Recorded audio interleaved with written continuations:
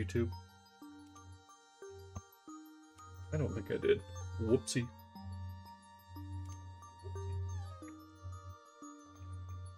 Well, the VOD will be missing the intro there. YouTube, hello! I'm sorry, I forgot to go live. We're reading A Study in Scarlet tonight.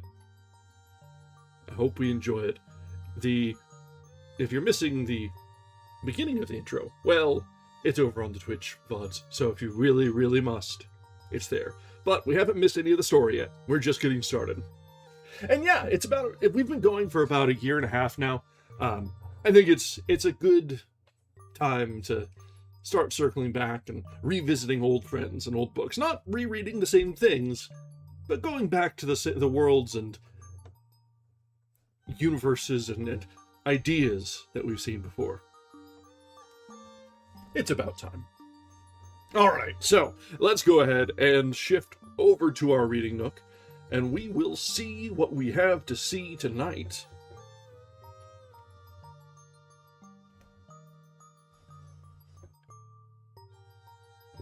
A little rushed as we were getting started. I had to put my contacts in or the tracking wasn't going to work, and I neglected to hit repost on my socials and start my monitor streams, and it's just one of those nights. But we are all set now. Alright, so let us begin with A Study in Scarlet by Arthur Conan Doyle.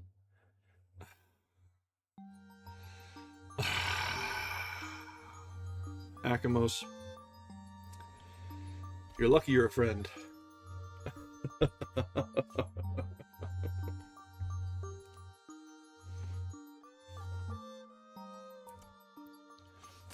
Alright. Part 1. Being a reprint from the reminiscence of John H. Watson, M.D., late of the Army Medical Department. Chapter 1. Mr. Sherlock Holmes. In the year 1878, I took my... Hello, Simba, yes, already. I took my degree of Doctor of Medicine of the University of London, and proceeded to Netley to go through the course prescribed for surgeons in the army. Having completed my studies there, I was duly attached to the 5th Northumberland Fusiliers as assistant surgeon. The regiment was stationed in India at the time, and before I could join it, the Second Afghan War had broken out. On landing at Bombay, I learned that my corps had advanced through the passes, and was already deep in the enemy's country. I followed, however, with many other officers who were in the same situation as myself, and succeeded in reaching Kandahar in safety, where I found my regiment, and at once entered upon my new duties. The campaign brought honors and promotion to many, but for me it had nothing but misfortune and disaster. I was removed from my brigade and attached to the Berkshires, with whom I served at the fatal Battle of Mewan.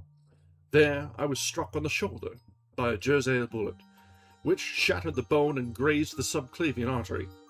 It should have fallen into the hands of the murderous Ghazis had it not been for the devotion and courage shown by Murray, my orderly, who threw me across a pack horse and succeeded in bringing me safely to the British Isles. Worn with pain and weak from the prolonged hardships which I had undergone, I was removed, with a great train of wounded sufferers, to the base hospital at Peshawar. Here I rallied, and had already improved so far as to be able to walk about the wards, and even to bask a little upon the veranda. I don't know that I've ever seen veranda with an H. When I was struck down by enteric fever, that curse of our Indian possessions. For months my life was despaired of, and when at last I came to myself and became convalescent, I was so weak and emaciated that a medical board determined that not a day should be lost in sending me back to England. I was dispatched, accordingly, in the troopship Orontes, and landed a month later on Portsmouth Jetty, with my health irretrievably ruined, but with permission from a paternal government to spend the next 9 months in attempting to improve it. I had neither kith nor kin in England, and was therefore as free as air, or as free as an income of 11 shillings and 6 pence a day will permit a man to be. Under such circumstances, I naturally gravitated to London, that great cesspool into which all the loungers and idlers of the empire are irresistibly drained. There I stayed for some time at a private hotel in the Strand, leading a comfortless, meaningless existence, and spending such money as I had, considerably more freely than I ought. So alarming did the state of my finances become that I soon realized that I must either leave the metropolis and rusticate somewhere in the country, or that I must make a complete alteration in my style of living. Choosing the latter alternative, I began by making up my mind to leave the hotel, and to take up my quarters in some less pretentious and less expensive domicile. On the very day that I had come to this conclusion, I was standing at the Criterion bar, when someone tapped me on the shoulder, and, turning round, I recognized young Stamford, who had been a dresser under me at Bart's. The sight of a friendly face in the great wilderness of London is a pleasant thing indeed to a lonely man. In old days, Stamford had never been a particular crony of mine, but now I hailed him with enthusiasm, and he, in his turn, appeared to be delighted to see me. In the exuberance of my joy, I asked him to lunch with me at the Holborn, and we started off together in a hansom.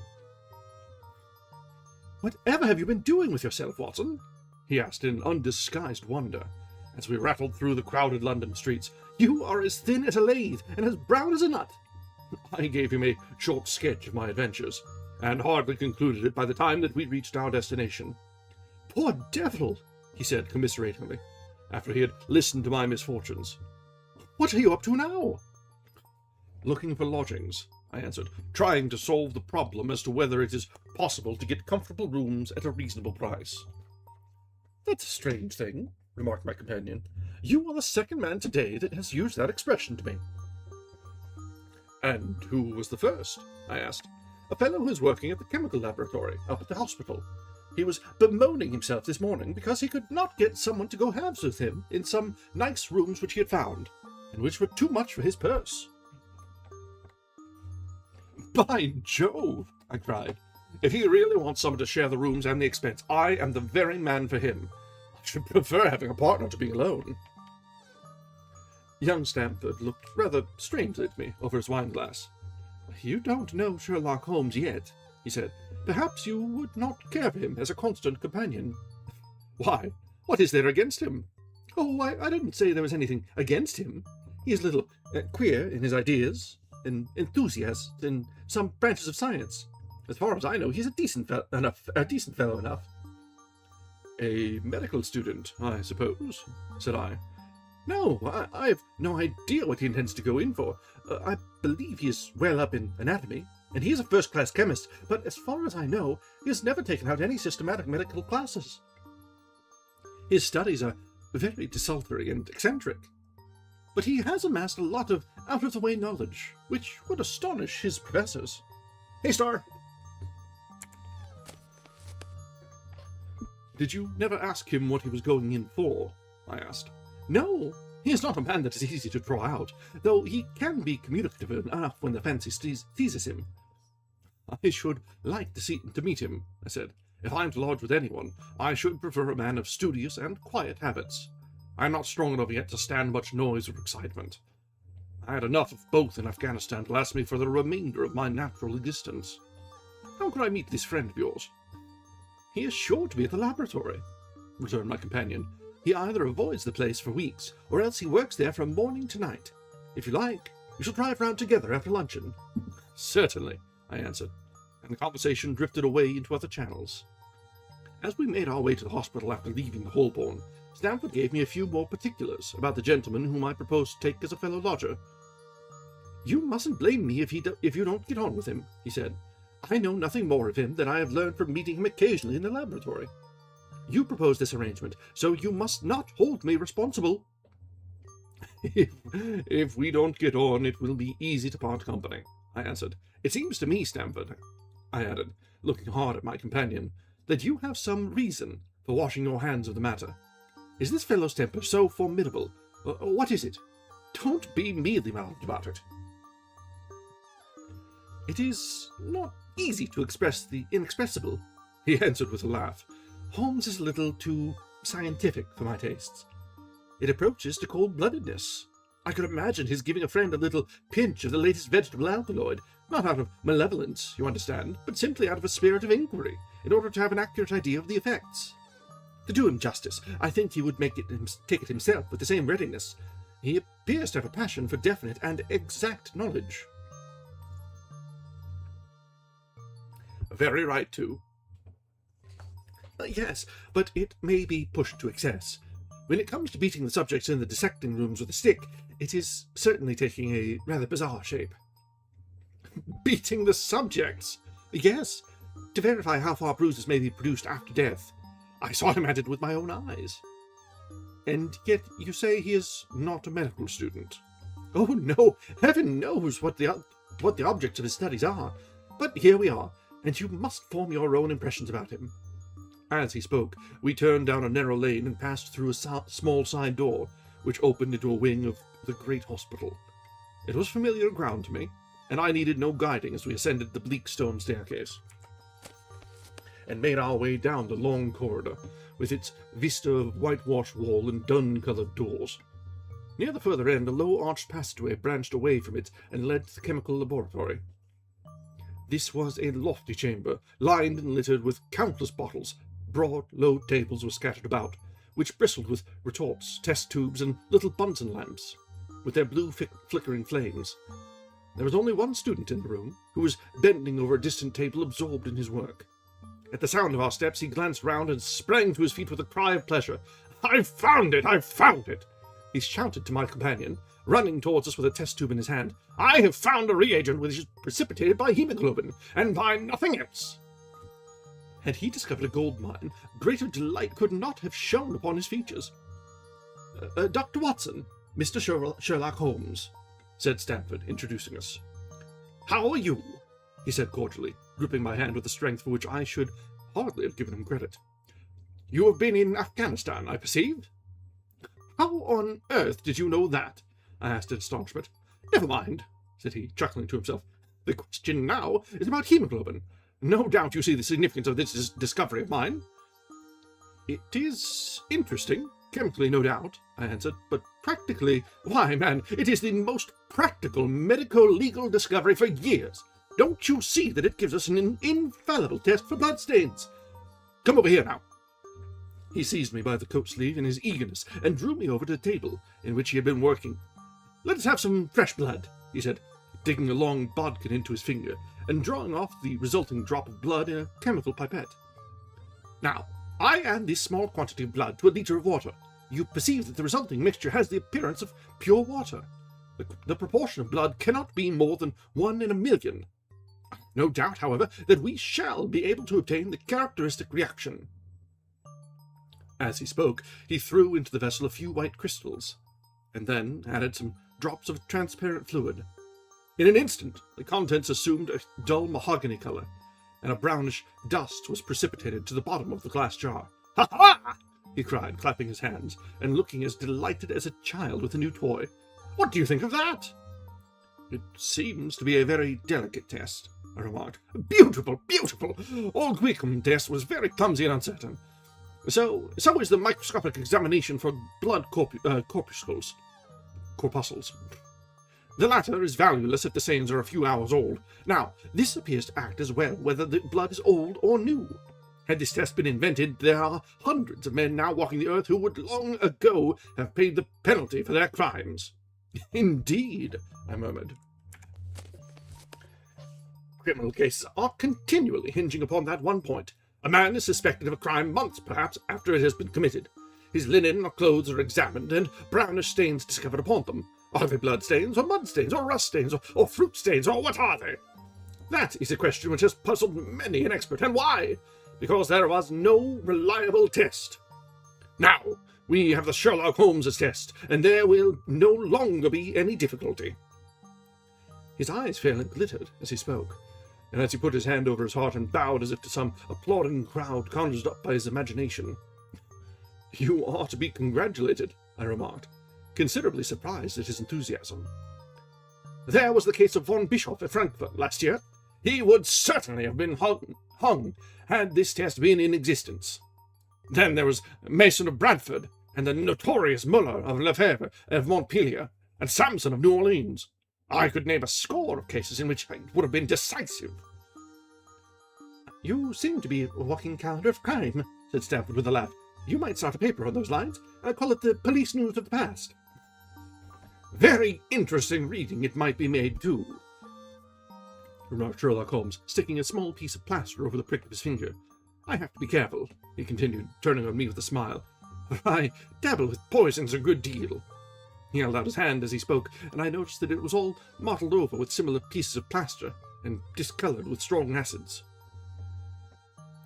We came here on business, said Stamford, sitting down on a high three-legged stool, and pushing another one in my direction with his foot. My friend here wants to take diggings, and as you were complaining that you could get no one to go halves with you, I thought that I had better bring you together. Sherlock Holmes seemed delighted at the idea of sharing his rooms with me. I have my eye on a suite in Baker Street, he said, which would suit us down to the ground. You don't mind the smell of strong tobacco, I hope? I always smoke ships myself, I answered. Good enough. I generally have chemicals about and occasionally do experiments. Would that annoy you? By no means. Let me see. What are my other shortcomings? I get in the dumps at times, and don't open my mouth for days on end. You must not think I am sulky when I do that. Just let me alone, and I'll soon be right. What have you to confess now? It's just as well for two fellows to know the worst of one another before they begin to live together. I laughed at this cross-examination. I keep a bull pup, I said, and I object to rows because my nerves are shaken. And I get up at all sorts of ungodly hours, and I am extremely lazy. I have another set of vices when I'm well, but those are the principal ones at present. Do you include violin playing in your category of rows? He asked anxiously. It depends on the player, I answered. A well-played violin is a treat for the gods. A badly played one. Oh, that's all right, he cried with a merry laugh. I think we may consider the thing as settled. That is, if the rooms are agreeable to you. When shall we see them? Call for me here at noon tomorrow, and we'll go together and settle everything, he answered. All right. Noon exactly, said I, shaking his hand. We left him working alone among his chemicals, and we walked together towards my hotel. By the way, I asked suddenly, stopping and turning upon Stamford, how the deuce did he know that I had come from Afghanistan? My companion smiled an enigmatical smile. That's just his little peculiarity, he said. A good many people have wanted to know how he finds things out. Oh, a mystery, is it? I cried, rubbing my hands. This is very piquant. I am much obliged to you for bringing us together. The proper study of mankind is man, you know. You must study him, then, Stamford said, as he bade me goodbye. You'll find him a knotty problem, though. I'll wager he learns more about you than you about him. Goodbye. Goodbye, I answered, and strolled on to my hotel, considerably interested in my new acquaintance. All right, that brings us to the end of Chapter 1, and I didn't realize that this was most likely, almost certainly, the very first Sherlock Holmes story, or at least chronologically. So we're seeing the meeting and first acquaintance making of Sherlock Holmes and Dr. Watson. It's history in the making right here.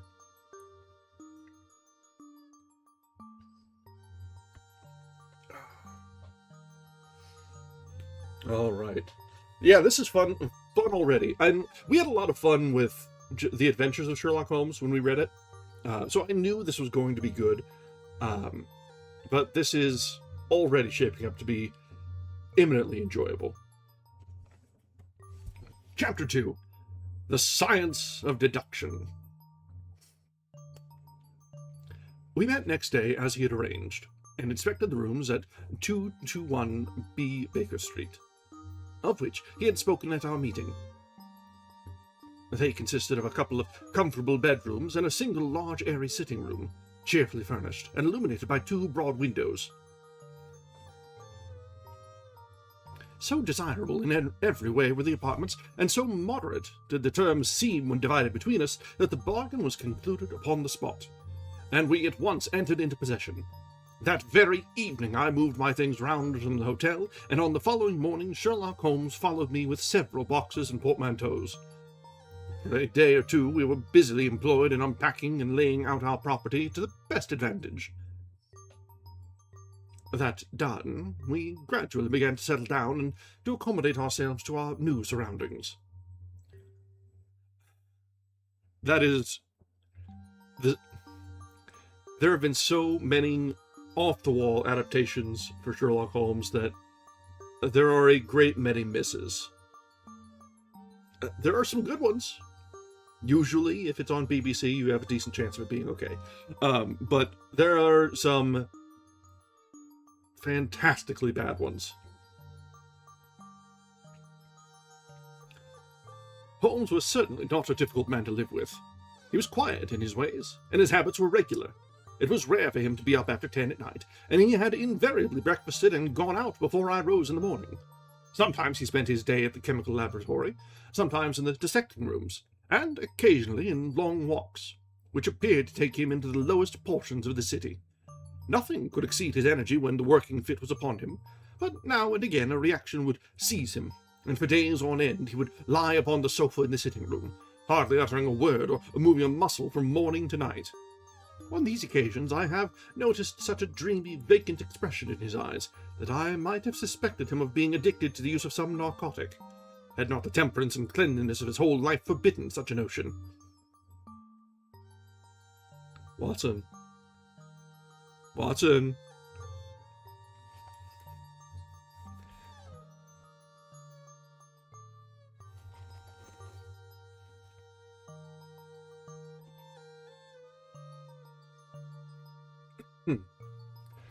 As the weeks went by, my interest in him and my curiosity as to his aims in life gradually deepened and increased. His very person and appearance were such as to strike the attention of the most casual observer. In height he was rather over 6 feet, and so excessively lean that he seemed to be considerably taller. His eyes were sharp and piercing, save during those intervals of torpor to which I have alluded, and his thin, hawk-like nose gave his whole expression an air of alertness and decision. His chin, too, had the prominence and squareness which marked the man of determination. His hands were invariably blotted with ink and stained with chemicals. Yet he was possessed of extraordinary delicacy of touch, as I frequently had occasion to observe when I watched him manipulating his fragile philosophical instruments. The reader may set me down as a hopeless busybody when I confess how much this man stimulated my curiosity, and how often I endeavoured to break through the reticence which he showed on all that concerned himself. Before pronouncing judgment, however, be it remembered how objectless was my life, and how little there was to engage my attention. My health forbade me from venturing out unless the weather was exceptionally genial, and I had no friends who would call upon me and break the monotony of my daily existence. Under these circumstances, I eagerly hailed the little mystery which hung around my companion, and spent much of my time in endeavouring to unravel it. He was not studying medicine. He had, himself, in reply to a question, confirmed Stanford's opinion upon that point. Neither did he appear to have pursued any course of reading which might fit him for a degree in science or any other recognized portal which would give him an entrance into the learned world. Yet his zeal for certain studies was remarkable, and within eccentric limits his knowledge was so extraordinarily ample and minute that his observations have fairly astounded me. Surely no man would work so hard or attain such precise information unless he had some definite end in view. Desultory readers are seldom remarkable for the exactness of their learning. No man burdens his mind with small matters unless he has some very good reason for doing so. His ignorance was as remarkable as his knowledge. Of contemporary literature, philosophy, and politics he appeared to know next to nothing. Upon my quoting Thomas Carlyle, he inquired in the naivest way who he might be and what he had done. To my surprise reached a climax, however, when I found, incidentally, that he was ignorant of the Copernican theory and of the composition of the solar system. that any civilized human being in this 19th century should not be aware that the Earth travelled round the sun appeared to be, to me, such an extraordinary fact that I could hardly realize it. You appear to be astonished, he said, smiling at my expression of surprise. Now that I do know it, I shall do my best to forget it. To forget it? You see, he exclaimed. To consider that a man's brain originally is like a little empty attic, and you have to stock it with such furniture as you choose.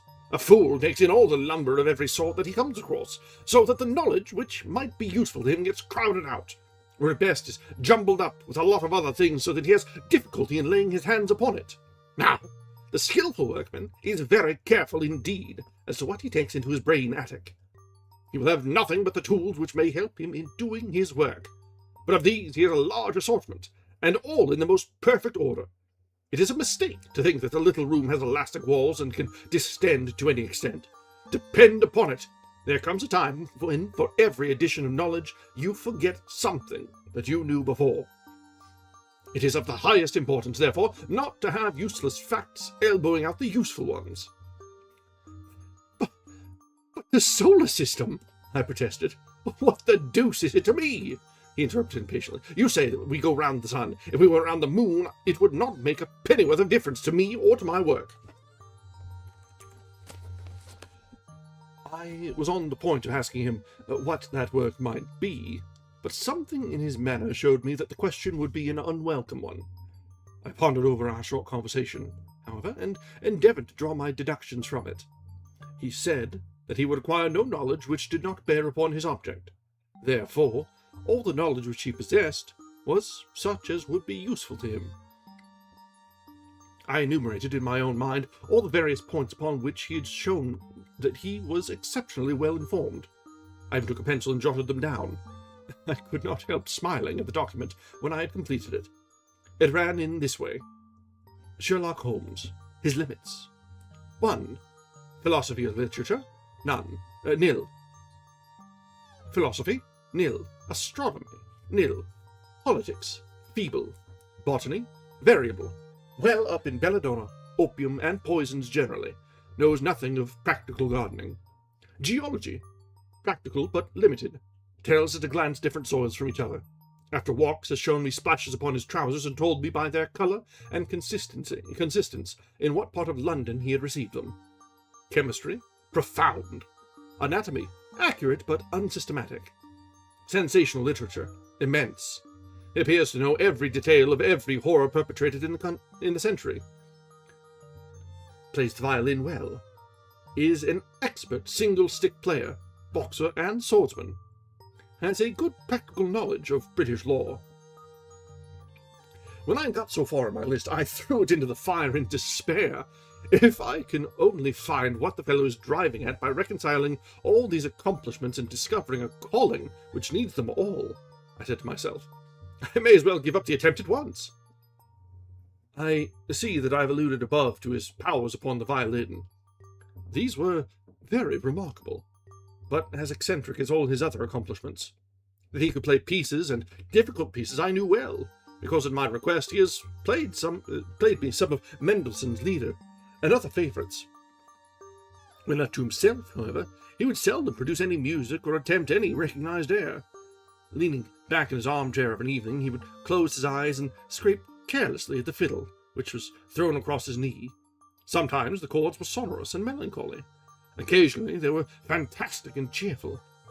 Clearly they reflected the thoughts which possessed him, but whether the music aided those thoughts, or whether the playing was simply the result of a whim or fancy, was more than I could determine.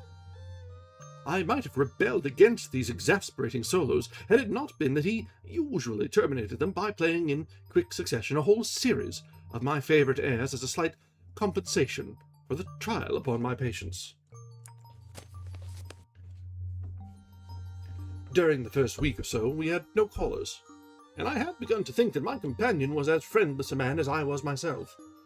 Presently, however, I found that he had many acquaintances, and those in the most different classes of society. There was one little, sallow, rat-faced, dark-eyed fellow who was introduced to me as Mr. Lestrade, and who came 3 or 4 times in a single week. One morning a young girl called fashionably dressed and stayed for half an hour or more. The same afternoon brought a grey-headed, seedy visitor, looking like a Jew peddler, who appeared to me to be much excited, and who was closely followed by a slipshod elderly woman. On another occasion, an old white-haired gentleman had an interview with my companion, and on another a railway porter in his velveteen uniform. When any of these nondescript individuals put in an appearance, Sherlock Holmes used to beg for the use of the sitting-room, and I would retire to my bedroom. He always apologized to me for putting me to this inconvenience. "I have to use this room as a place of business," he said, "and these are my clients." Again I had an opportunity of asking him a point-blank question, and again my delicacy prevented me from forcing another man to confide in me. I imagined at the time that he had some strong reason for not alluding to it, but he soon dispelled the idea by coming round to the subject of his own accord. It was upon the 4th of March, as I have good reason to remember, that I rose somewhat earlier than usual, and found that Sherlock Holmes had not yet finished his breakfast. The landlady had become so accustomed to my late habits that my place had not been laid nor my coffee prepared. With the unreasonable petulance of mankind, I rang the bell and gave a curt intimation that I was ready. Then I picked up a magazine from the table and attempted to while away the time with it, while my companion munched silently at his toast. One of the articles had a pencil mark at the heading, and I naturally began to run my eye through it. Its somewhat ambitious title was The Book of Life, and it attempted to show how much an observant man might learn by an accurate and systematic examination of all that came in his way. It struck me as being a remarkable mixture of shrewdness and absurdity. The reasoning was close and intense, but the deductions appeared to be far-fetched and exaggerated. The writer claimed by a momentary expression, a twitch of a muscle, or a glance of an eye, to fathom a man's inmost thoughts. Deceit, according to him, was an impossibility in the case of one trained to observation and analysis. His conclusions were as infallible as so many propositions of Euclid. So startling would his results appear to the uninitiated, that until they learned the processes by which he had arrived at them, they might well consider him as a necromancer. "From a drop of water," said the writer, "a logician could infer the possibility of an Atlantic or a Niagara without having seen or heard of one or the other. So all life is a great chain, the nature of which is known whether we are shown a single link of it. Like all other arts, the science of deduction and analysis is one which can only be acquired by long and patient study. Nor is life long enough to allow any mortal to attain the highest possible perfection in it. Before turning to those moral and mental space aspects of the matter which present the greatest difficulties, let the inquirer begin by mastering more elementary problems. Let him, on meeting a fellow mortal, learn at a glance to distinguish the history of the man, and the trade or profession to which he belongs. Puerile as such an exercise may seem, it sharpens the faculties of observation. Puerile.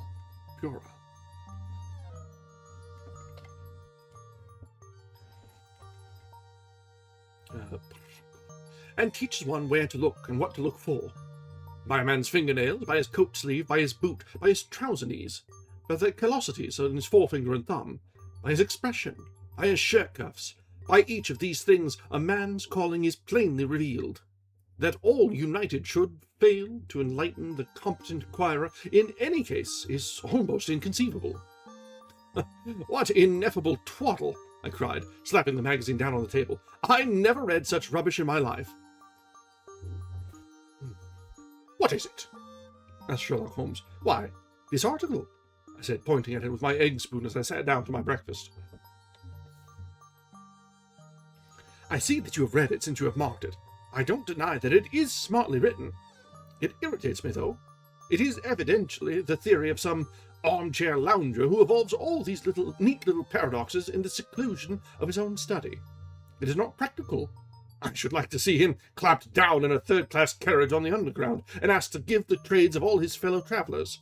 I would lay 1,000 to 1 against him.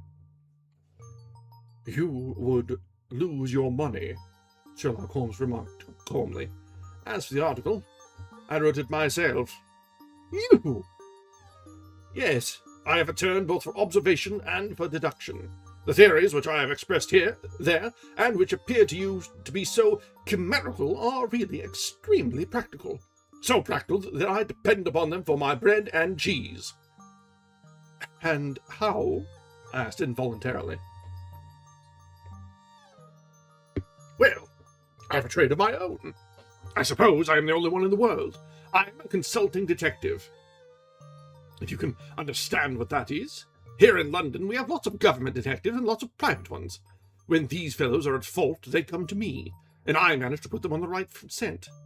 They lay all the evidence before me, and I am generally able, by the help of my knowledge of the history of crime, to set them straight. There is a strong family resemblance about misdeeds, and if you have all the details of 1,000 at your finger ends, it is odd if you can't unravel the 1,001st. Lestrade is a well-known detective. He got himself into a fog recently over a forgery case, and that was what brought him here. And these other people? They are mostly sent on by private inquiry agencies. They're all people who are in trouble about something, and want a little enlightening.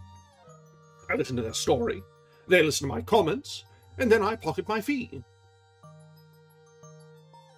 But do you mean to say, I said, that without leaving your room, you can unravel some knot which other men can make nothing of, although they have seen every detail for themselves? Quite so. I have a kind of intuition that way. Now and again a case turns up which is a little more complex. Then I have to bustle about and see things with my own eyes. You see, I have a lot of special knowledge, which I apply to the problem, and which facilitates matters wonderfully. Those rules of deduction laid down in that article which arouse your scorn are invaluable to me in practical work. Observation with me is a second nature. You appeared to be surprised when I told you on our first meeting that you had come from Afghanistan. You were told, no doubt, nothing of the sort.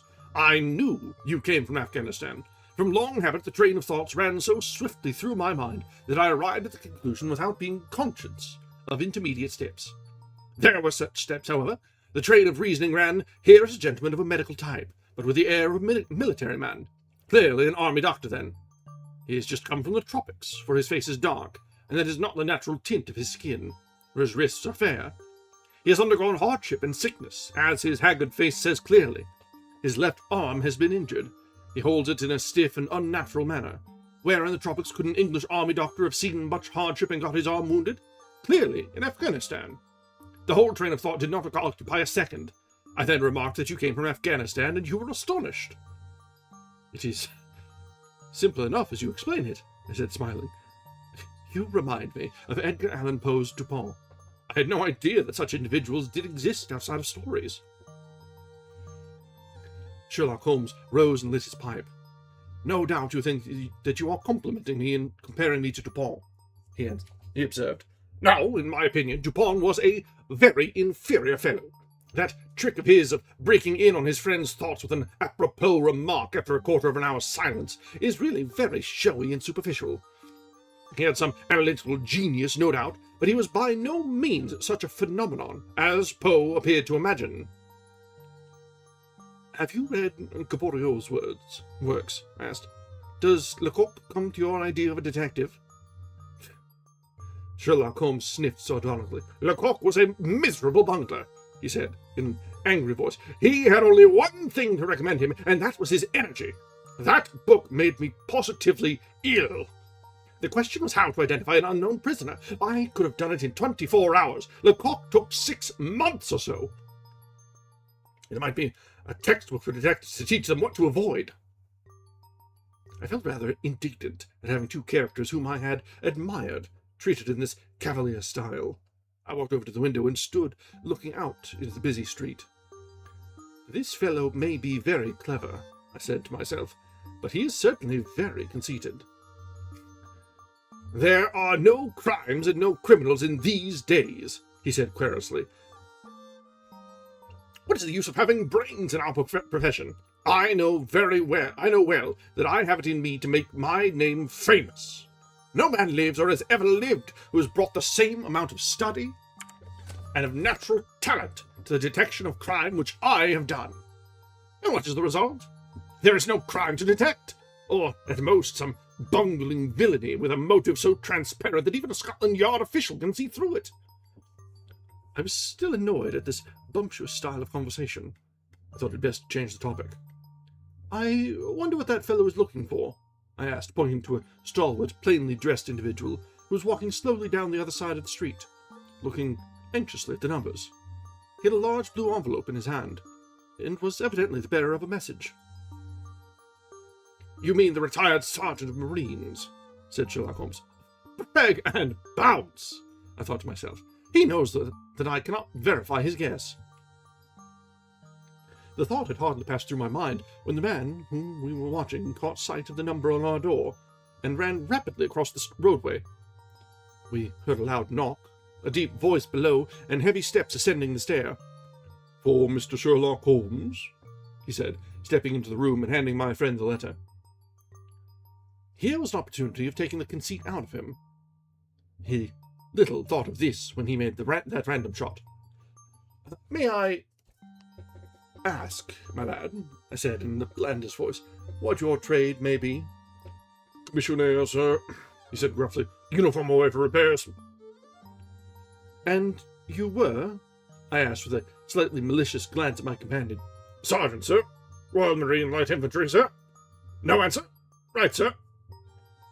He clicked his heels together, raised his hand in a salute, and was gone.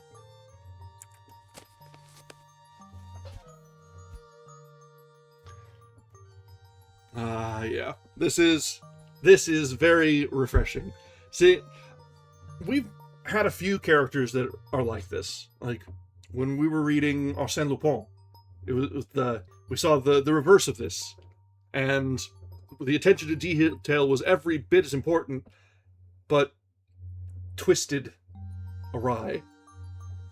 And, funny enough, when we read Arsène Lupin, there was the cameo from Sherlock Holmes at the very end, if you recall. And then, when we read The Murder of Roger Ackroyd, we saw some of Poirot's brilliance in his own way. Again, attention to detail was everything. Although with Poirot, it was a little bit more pageantry. So, I think Holmes probably would not have been a fan of Poirot. Probably not a fan of Agatha Christie either, but that's Holmes. So, let's see, what time is it? Well, we've got a little bit of time yet before we have to take a break. So, let's get started on Chapter 3.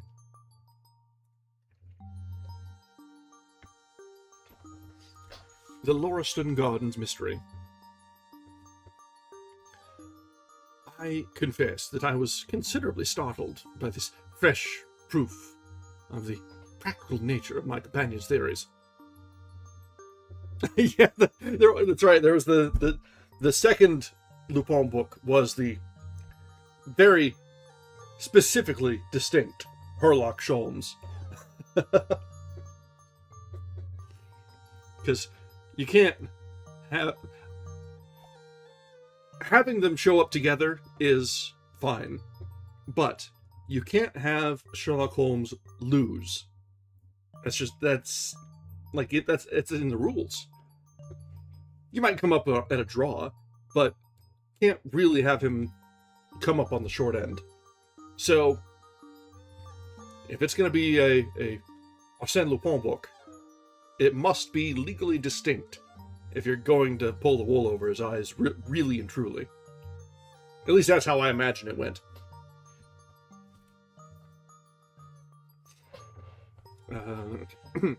I confess that I was considerably startled by this fresh proof of the practical nature of my companion's theories. My respect for his powers of analysis increased wondrously. There still remained some lurking suspicion in my mind, however, that the whole thing was a prearranged episode. Oh god, comic book power scalers are the most annoying sort. Just enjoy what you enjoy.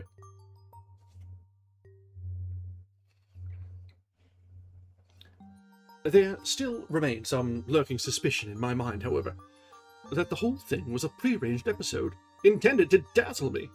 Though what earthly object he he could have in taking me was that. That is an awkward turn of phrase. Though what earthly object he could have in taking me in, there we go, was past my comprehension. When I looked at him, he had finished reading the note, and his eyes had assumed the vacant, lackluster expression which showed mental abstraction. "How in the world did you deduce that?" I asked. "Deduce what?" said he petulantly. "Why, and he was a retired sergeant of Marines." "I have no time for trifles," he answered brusquely. Then with a smile, "Excuse my rudeness. You broke the thread of my thoughts. But perhaps it is as well. So, you actually were not able to see that the man was a sergeant of Marines?" "No, indeed." "It was easier to know it than to explain why I knew it. If you were asked to prove that 2 and 2 make 4, you might find some difficulty, and yet you are quite sure of the fact. Even across the street, I could see a great blue anchor tattooed on the back of the fellow's hand. That smacked of the sea. He had a military carriage, however, and regulation side whiskers. There we have the Marine. He was a man with some amount of self-importance, and a certain air of command. You must have observed the way in which he held his head and swung his cane. A steady, respectable, middle-aged man, too, on the face of him. All facts which led me to believe that he had been a sergeant." "Wonderful!" I ejaculated. "Commonplace," said Holmes, though I thought from his expression that he was pleased at my evident surprise and admiration. "I said just now that there were no criminals. It appears that I am wrong. Look at this." He threw me over the note which the commissionaire had brought. "Why," I cried, as I cast my eyes over it, "this is terrible." "It does seem to be a little out of the common," he remarked calmly. "Would you mind reading it to me aloud?" That's a very, very handy way to get the letter into the narrative when we're reading everything from Watson's perspective. Holmes saying, "Read this for me." Very, very clever there.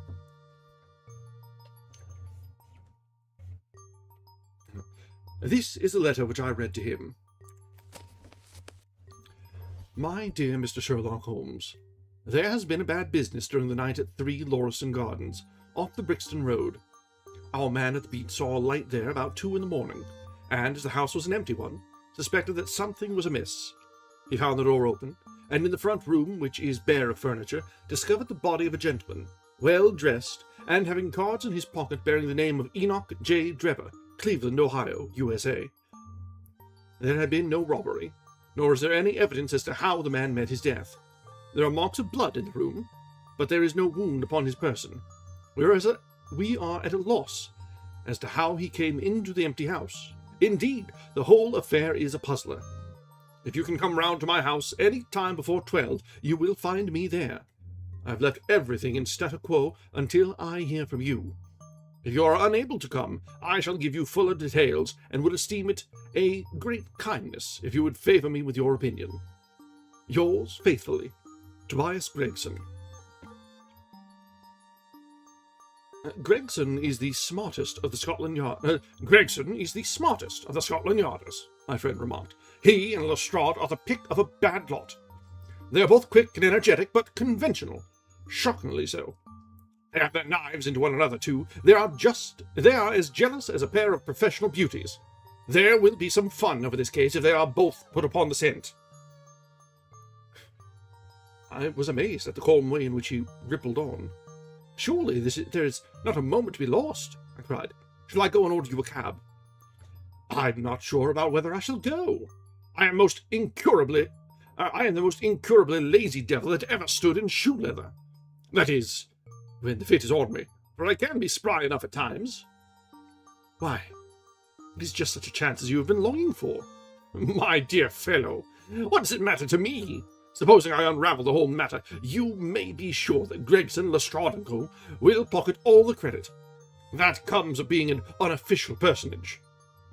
But he begs you to help him. Yes, he knows that I am his superior, and acknowledges it to me, but he would cut his tongue out before he would own it to any third person. However, we may as well go and have a look. I shall work out on my own hook. I may have a laugh at them if I have nothing else. Come on. He hustled on his overcoat and bustled out in a way that showed that an energetic fit had superseded the apathetic one. Get your hat, he said. You wish me to come? Yes, if you have nothing better to do. A minute later, we were both in a hansom, driving furiously for the Brixton Road. All right, that is probably the best place that we're going to get to have an ad break. So we have it about to fire off in about 2 minutes, so we'll go a little bit early, because at the turn of the page, just as they're off to the case, is a great spot to take a short break. So, take a moment, stand up, stretch your legs, top up your drinks, attend to your fuzzy friends, and we'll be back for further developments in this study in Scarlet, a Sherlock Holmes story.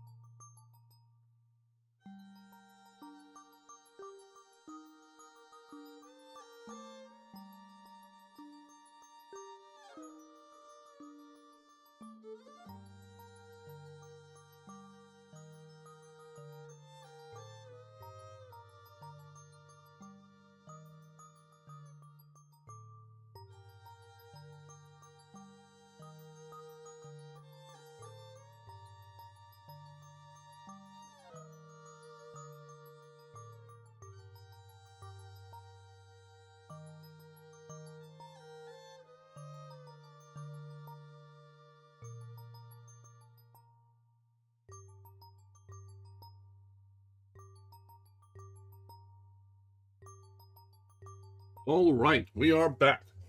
So, we left off partway through chapter 3 here, as the case is revealed. The body is found with no explanation, and trouble is afoot. And so, Sherlock Holmes has grabbed Watson in tow, just taken for granted that he was coming along on their first adventure together. It is very interesting to see the origins like this. There's always something about a good origin story that is compelling. There's a reason that, well, okay, I would say there's a reason that we see so many superhero origin stories, particularly Spider-Man. So many retellings. But no, the real reason for that is that Hollywood is incapable of having an original thought. But that aside, getting to see the start of beloved characters and their relationship and how they've come to along on their journey is still very good. Yes, love a good origin story. You get tired of seeing it play out the same way every time. All right, let's continue on. We were at the edge of this, or the end of this page.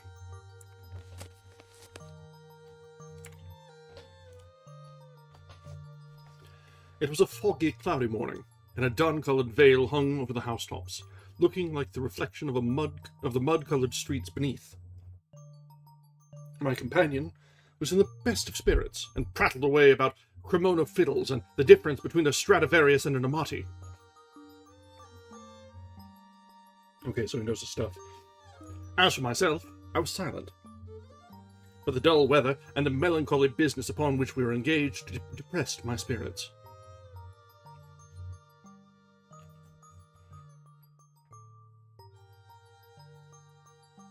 What's up, Simba?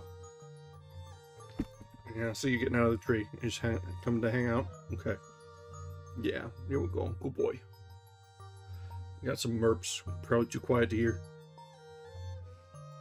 Yeah, good boy. Oh. I'm easily distracted, but he's fluffy.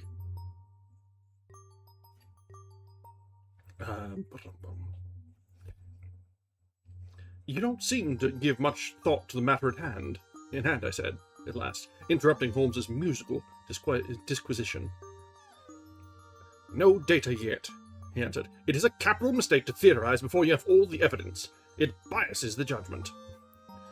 You will have your data soon, I remarked, pointing with my finger. This is the Brixton Road, and that is the house, if I am not very much mistaken. So it is! Stop, driver, stop! We were still 100 yards or so from it, but he insisted upon our alighting, and we finished our journey upon foot. Number 3 Lauriston Gardens wore an ill-omened and minatory look.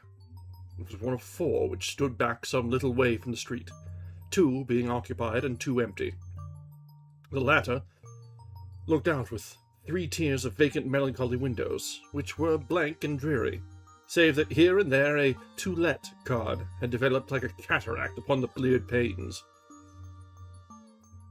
That's a cool turn of phrase. Cool way to put that around. I like that.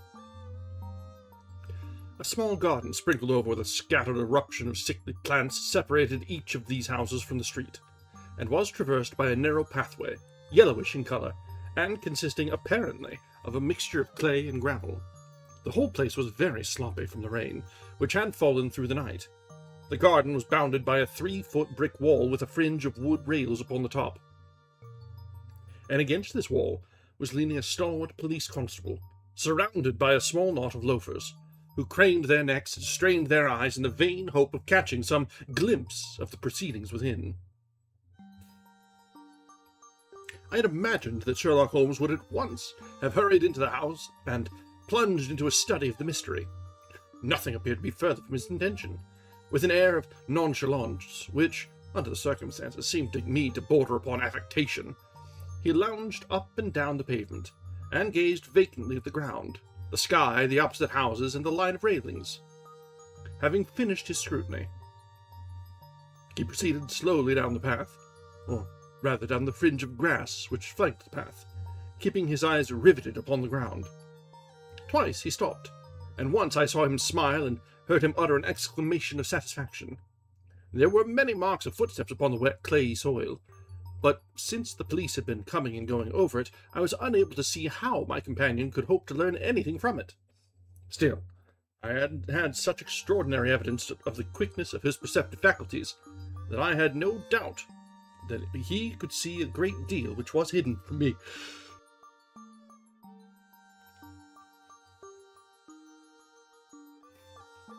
At the door of the house, we were met by a tall, white-faced, flaxen-haired man, with a notebook in his hand, who rushed forward and wrung my companion's hand with an effusion. "It is indeed kind of you to come," he said. "I've had everything left untouched." "Except that," my friend answered, pointing at the pathway. "If a herd of buffaloes had passed along, there could not be a greater mess. No doubt, however, you had drawn your own conclusions, Gregson, before you permitted this."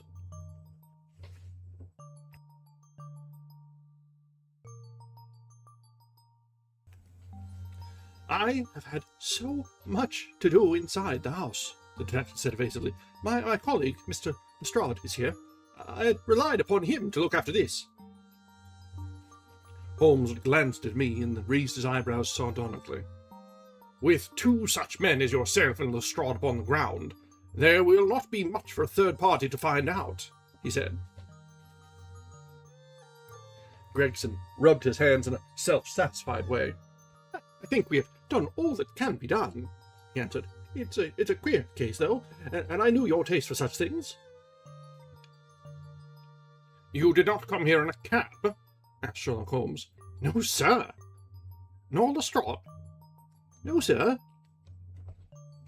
"Then let us go and look at the room," which was inconsequent.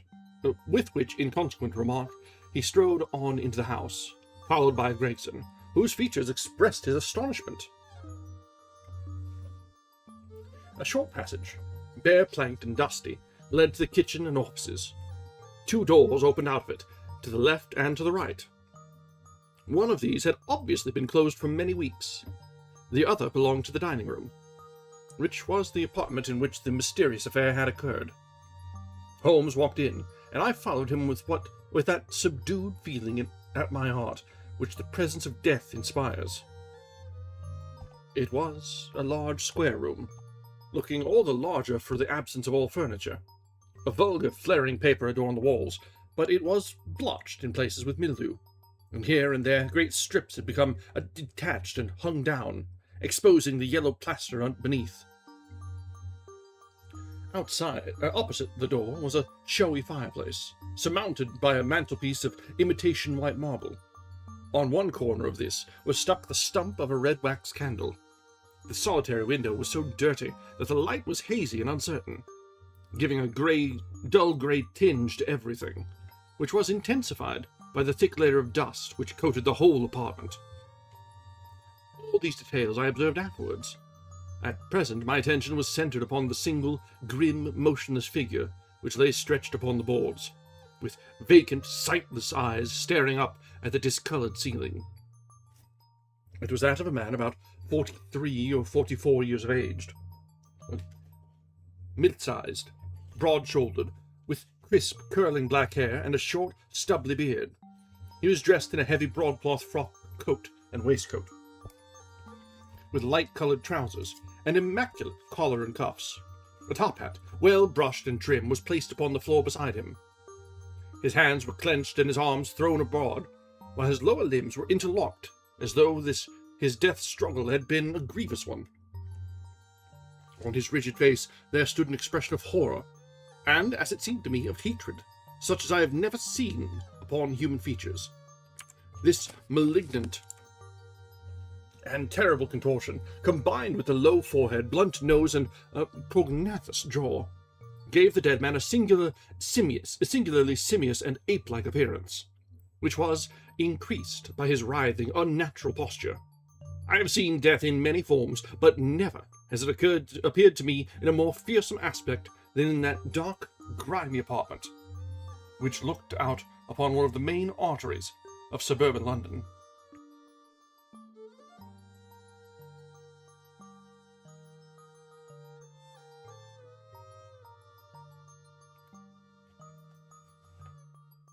Lestrade, lean and ferret-like as ever, was standing by the doorway, and greeted my companion and myself. "This case will make a stir, sir," he remarked. "It beats anything I have seen. I am no chicken."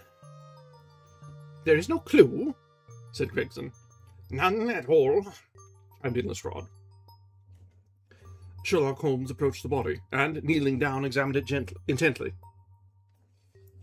"You are sure that there is no wound?" he asked, pointing to numerous gouts and splashes of blood which lay all round. "Positive!" cried both detectives.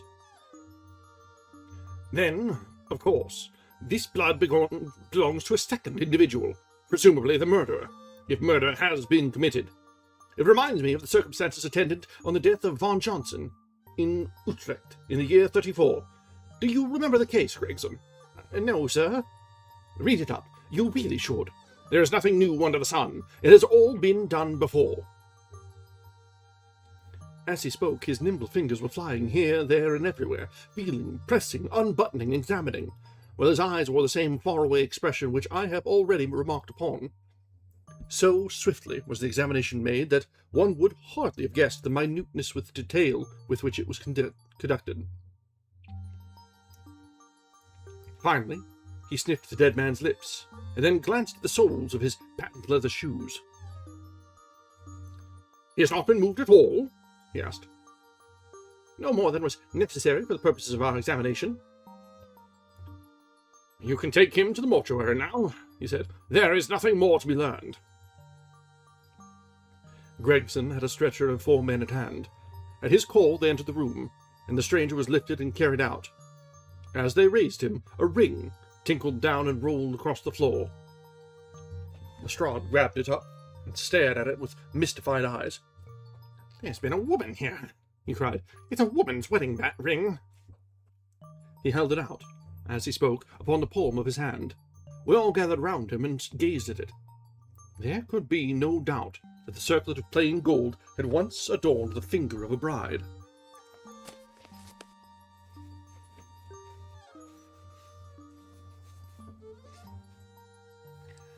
"This complicates matters," said Gregson.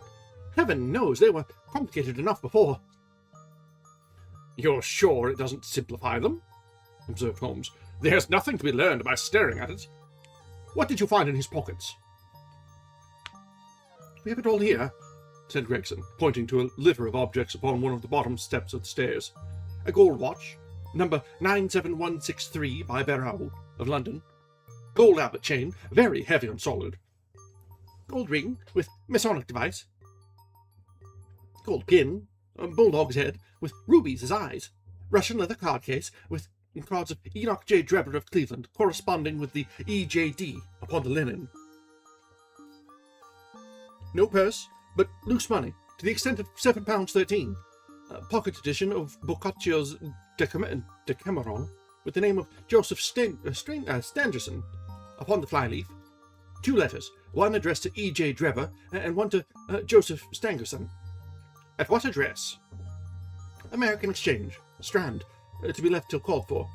They are both from the Guion Steamship Company, and refer to the sailing of their boats from Liverpool. It is clear that this unfortunate man was about to return to New York." "Have you made any inquiries as to this man Stangerson?" I did at once, sir," said Gregson. "I've had advertisements sent to all the newspapers, and one of my men has gone to the American Exchange, but he has not returned yet." "Have you sent to Cleveland?" "We telegraphed this morning." "How did you word your inquiries?" "We simply detailed the circumstances, and said that we should be glad of any information which could help us." "You did not ask for particulars on any point which appeared to be crucial?" "I asked about Stangerson." "Nothing else? Is there no circumstance on which this whole case appears to hinge? Will you not telegraph again?" I have said all I have to say," said Gregson in an offended voice. Sherlock Holmes chuckled to himself, and appeared to be about to make some remark when Lestrade, who had been in the front room while we were holding this conversation in the hall, reappeared upon the scene, rubbing his hands in a pompous and self-satisfied manner. "Mr. Gregson," he said, "I have just made a discovery of the highest importance, and one which would have been overlooked had I not made a careful examination of the walls."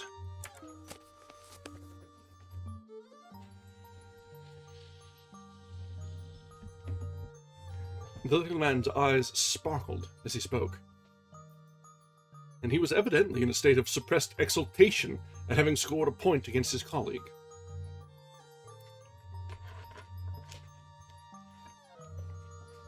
"Come here," he said, bustling back into the room, the atmosphere of which felt clearer since the removal of its ghastly inmate. Now, stand there." He struck a match on his boot and held it up against the wall. "Look at that," he said triumphantly. I have remarked that the paper had fallen away in parts. In this particular corner of the room, a large piece had peeled off, leaving a yellow square of coarse plastering. Across this bare space, there was scrawled in blood-red letters a single word: Rach.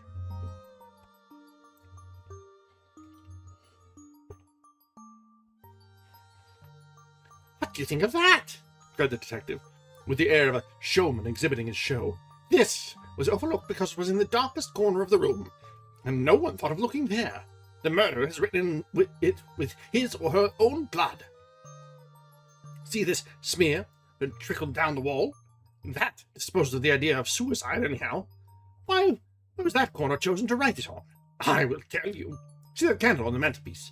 It was lit at the time, and if it was lit, this corner would be the brightest instead of the darkest portion of the wall. And what does it mean now that you have found it?" asked Gregson in a depreciatory voice. "Mean? It means that the writer was going to put the female name Rachel, but was disturbed before he or she had time to finish. You mark my words, when this case comes to be cleared up, you will find that a woman named Rachel has something to do with it. It's all very well for you to laugh, Mr. Sherlock Holmes. You may be very smart and clever, but the old hound is the best, when all is said and done." "I really beg your pardon," said my companion, who had ruffled the little man's temper by bursting into an explosion of laughter. "You certainly have the credit of being the first of us to find this out, and, as you say, it bears every mark of having been written by the other participant in last night's mystery. I have not had time to examine this room yet, but with your permission I shall do so now." As he spoke, he whipped a tape measure and a large round magnifying glass from his pocket. With these two implements he trotted noiselessly about the room, sometimes stopping, occasionally kneeling, and once lying flat upon his face, so engrossed was he with his occupation. But he appeared to have forgotten our presence. He chattered away to himself under his breath the whole time, keeping up a running fire of exclamations, groans, whistles, and little cries suggestive of encouragement and of hope. As I watched him, I was irresistibly reminded of a pure-blooded, well-trained foxhound as it dashes backwards and forwards through the cover, whining in its eagerness until it comes across the lost scent. For 20 minutes or more he continued his researches, measuring with the most exact care the distance between marks which were entirely invisible to me, and occasionally applying his tape to the walls in an equally incomprehensible manner. In one place he gathered up very carefully a little pile of grey dust from the floor and packed it away in an envelope. Finally, he examined with his glass the word upon the wall, going over every letter of it.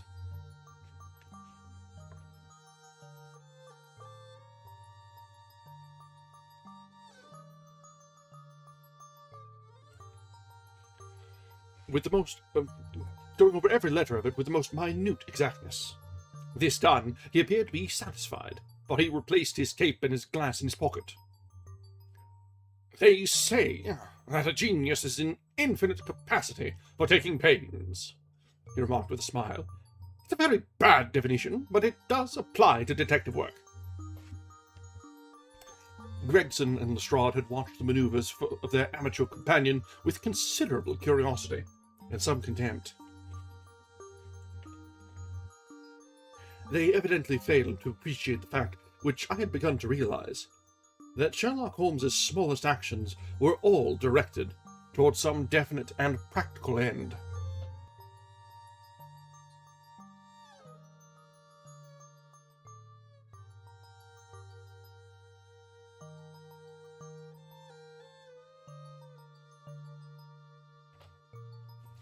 "What do you think of it, sir?" they both asked. "It would be robbing you of the credit of the case if I was to presume to help you," remarked my friend. "You are doing so well now that it would be a pity for anyone to interfere." There was a world of sarcasm in his voice as he spoke. "If you will let me know how your investigations go," he continued, "I shall be happy to give you any help I can. In the meantime, I should like to speak to the constable who found the body. Can you give me his name and address?" Lestrade glanced at his notebook. "John Rance," he said. "He is off duty now. You will find him at 46 Audley Court, Kennington Park Gate." Holmes took a note of the address. "Come along, Doctor," he said. "We shall go and look him up. I'll tell you one thing which may help you in the case," he continued, turning to the two detectives. "There has been murder done, and the murderer was a man. He was more than 6 feet high, was in the prime of life, had small feet for his height, wore coarse, square-toed boots, and smoked a Trichinopoly cigar. He came here with his victim in a four-wheeled cab, which was drawn by a horse with 3 old shoes and 1 new one on his off foreleg. In all probability, the murderer had a florid face, and the fingernails of his right hand were remarkably long. These are only a few indications, but they may assist you." Lestrade and Gregson glanced at each other with an incredulous smile. "If this man was murdered, how was it done?" asked the former. "Poison," said Sherlock Holmes curtly, and strode off. "One other thing, Lestrade," he added, turning round at the door. "Rage is the German word for revenge, so don't lose your time looking for Miss Rachel." With which Parthian shot, he walked away, leaving the two rivals open-mouthed behind him.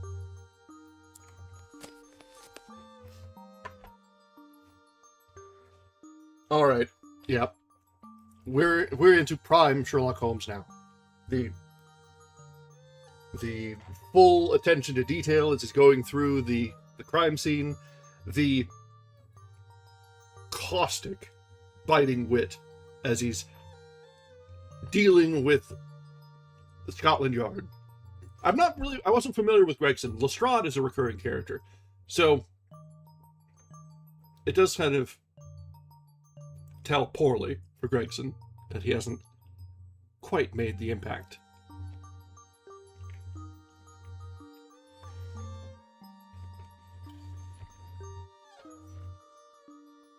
That was a very reminiscent chapter of the very best that we see out of Sherlock Holmes. And we're just barely a quarter of the way into the book. So this bodes well. This bodes very well.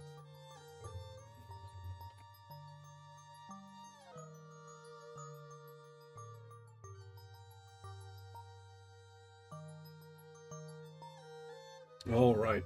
So, continuing on, we've got Chapter 4. What John Rance had to tell.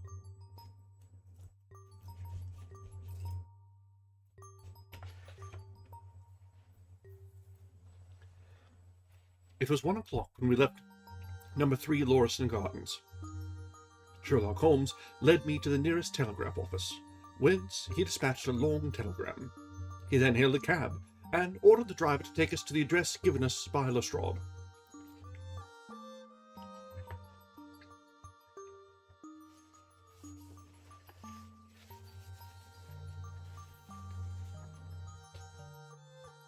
"There is nothing like first-hand evidence," he remarked.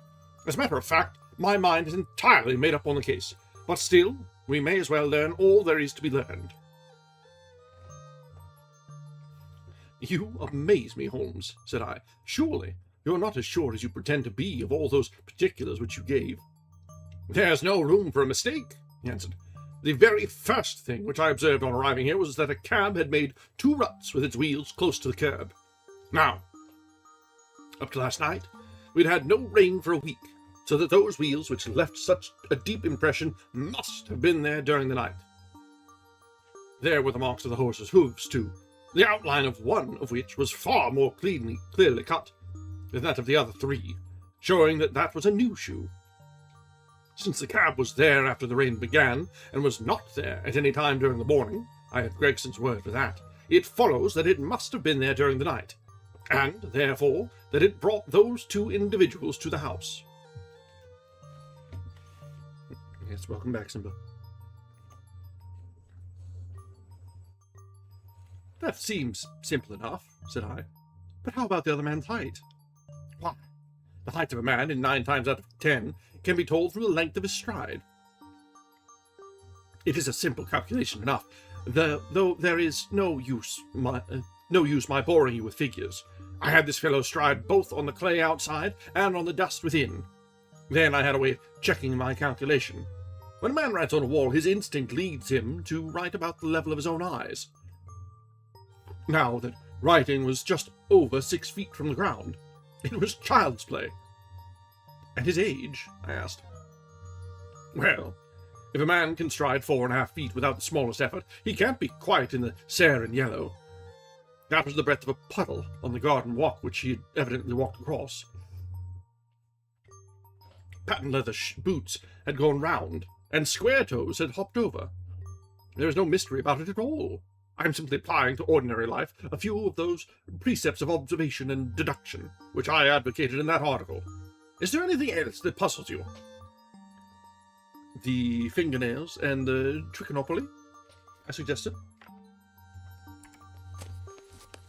"The writing on the wall was done with a man's forefinger dipped in blood. My glass allowed me to observe that the plaster was slightly scratched in doing it, which would not have been the case if the man's nail had been trimmed. I gathered up some scattered ash from the floor. It was dark in color and flaky. Such an ash as is only made by a trichinopoly. I have made a special study of cigar ashes, in fact. I have written a monograph upon the subject. I flatter myself that I can distinguish at a glance the ash of any known brand, either of cigar or of tobacco. It is just in such details that the skilled detective differs from the Gregson and Lestrade type." "And the florid face?" I asked. That was a more daring shot, though I have no doubt that I was right. You must not ask me that at the present state of affair." I passed my hand over my brow. "My head is in a whirl," I remarked. "The more one thinks of it, the more mysterious it grows. How came these 2 men, if there were 2 men, into an empty house? What has become of the cabman who drove them? How could one man compel another to take poison? Where did the blood come from? What was the object of the murder, since robbery had no part in it? How came the woman's ring there? Above all, why should the second man write up the German word Reich before decamping? I confess that I cannot see any possible way of reconciling all these facts." My companion smiled approvingly. "You sum up the difficulties of the situation succinctly and well," he said. "There is much that is still obscure, though I have quite made up my mind on the main facts. As to poor Lestrade's discovery, it was simply a blind intended to put the police upon the wrong track, by suggesting socialism, secret societies. It was not done by a German. The A, if you noticed, was printed somewhat after the German fashion. Now, a real German invariably prints in the Latin character, so that we may safely say that this was not written by one, but by a clumsy imitator who overdid his part. It was simply a ruse to divert inquiry into a wrong channel. I'm not going to tell you much more of the case, Doctor. You know a conjurer gets no credit when once he has explained his trick. And if I show you too much of my method of working, you will come to the conclusion that I am a very ordinary individual after all.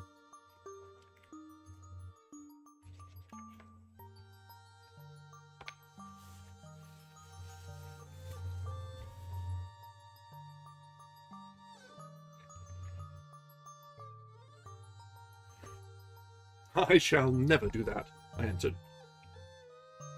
You have brought detection as near an exact science as it ever will be brought in this world.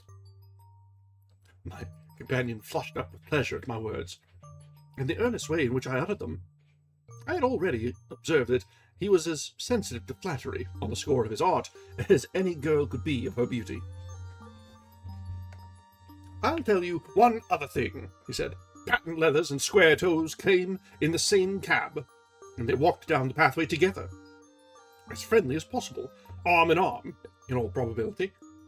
When they got inside, they walked up and down the room, or rather, Patent Leathers stood still while Square Toes walked up and down the room. I could read all that in the dust, and I could read that as he walked he grew more and more excited. That is shown by the increased length of his strides. He was talking all the while and working himself up, no doubt, into a fury. Then the tragedy occurred. I've told you all I know myself now, but for the rest is mere surmise and conjecture. We have a good working basis, however, on which to start. We must hurry up, for I want to go to Hallie's concert to hear Norman Neruda this afternoon. What, Simba? Yeah? Am I boring?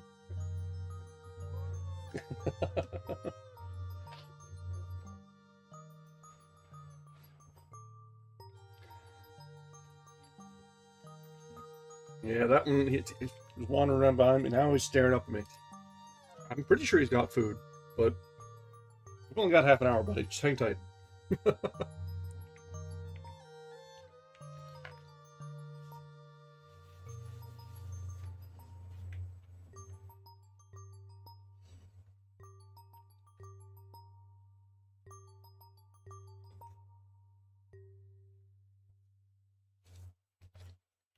Yep. When it's about time, they're just like, yep. They usually only want a couple of things. Either food, maybe water, or just attention for no goddamn reason. The latter is usually the case. Where was I? This conversation had occurred while our cab had been threading its way through a long succession of dingy streets and dreary byways. In the dingiest and dreariest of them, our driver suddenly came to a stand. "That's Audley Court in there," he said, pointing to a narrow slit in the line of dead-coloured brick. "You'll find me here when you come back." Audley Court was not an attractive locality. The narrow passage led us into a quadrangle paved with flags and lined by sordid dwellings. We picked our way among groups of dirty children, and through lines of discoloured linen, until we came to number 46, the door of which was decorated with a small slip of brass, on which the name Rance was engraved. On enquiry, we found that the constable was in bed, and we were shown into a little front parlour to await his coming. He appeared presently, looking a little irritable at being disturbed in his slumbers. "I made my report at the office," he said. Holmes took a half-sovereign from his pocket and played with it pensively. We thought that we should like to hear it from your own lips," he said. "I shall be most happy to tell you anything I can," the constable answered with his eyes upon the little golden disc. "Just let us hear it all in your own way, as it occurred." Rance sat down on the horsehair sofa and knitted his brows as though determined not to omit anything in his narrative. "I'll tell you it from the beginning," he said. "My time is from 10 at night to 6 in the morning. At 11, there was a fight at the White Hart, but bar that, all was quiet enough on the beat.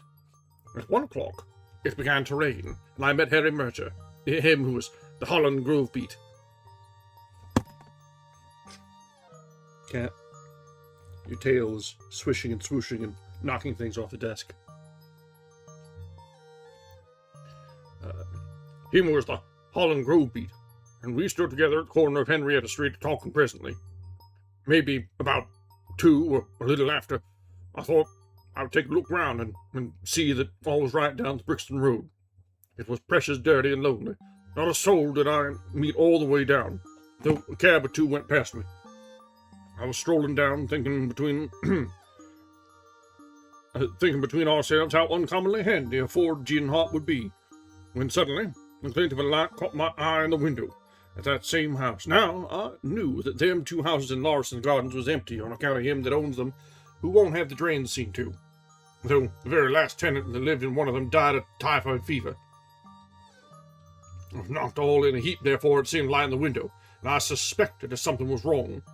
When I got to the door, you stopped, and then walked back to the guard gate. My companion interrupted. What did you do that for?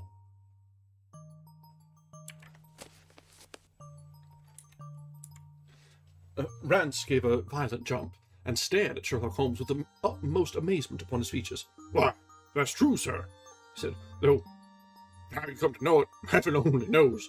You see, when I got up to the door, it was so still and so lonesome that I thought I'd been done the worse for someone with me.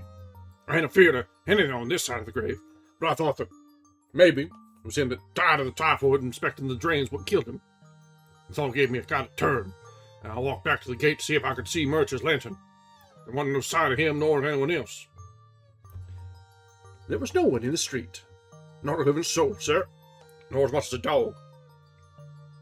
Then I pulled myself together and went back and pushed the door open. All was quiet inside. I went into the room where the light was a-burning. There was a candle flickering on the mantelpiece, a red wax one. And by its light I saw...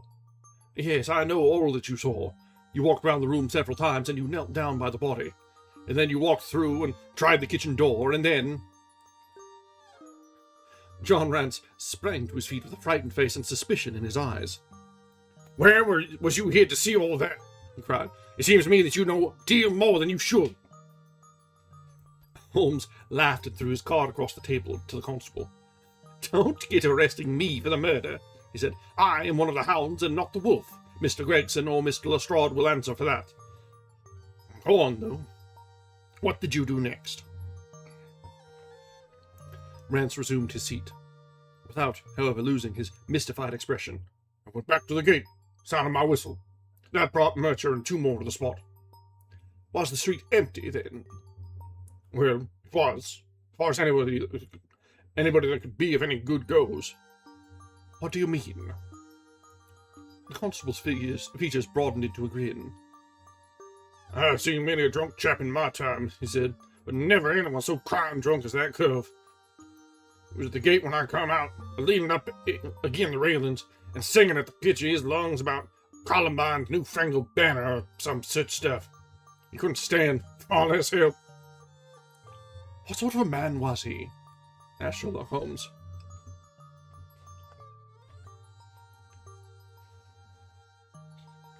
John Rance appeared to be somewhat irritated at this digression. He was an uncommon drunk sort of man, he said. He'd have found himself in the station if we hadn't been so took up. His face, his dress. Didn't you notice them? Holmes broke in impatiently. I think I did notice them. Seemed I had to prop him up, me and Mercer between us. He was a long chap with a red face, lower part muffled round. That will do, cried Holmes. What became of him? We'd enough to do without looking after him, the policeman said in a grieved voice. I'll wager he's found his way home all right. How was he dressed? Brown overcoat. Had he a whip in his hand? A whip? No. He must have left it behind, muttered my companion. You didn't happen to see or hear a cab after that? No. There's a half a sovereign for you, my companion said, standing up and taking his hat. I'm afraid, Rance, that you will never rise in the force. That head of yours should be for use as well as an ornament. You might have gained your sergeant's stripes last night. The man whom you held in your hands is the man who holds the clue of this mystery, and whom we are seeking. There is no use of arguing about it now. I tell you that it is so. Come along, Doctor. We started off for the cab together, leaving our informant incredulous, but obviously uncomfortable. Wondering fool, Holmes said bitterly, as we drove back to our lodgings. Just to think of his having such an incomparable bit of good luck and not taking advantage of it.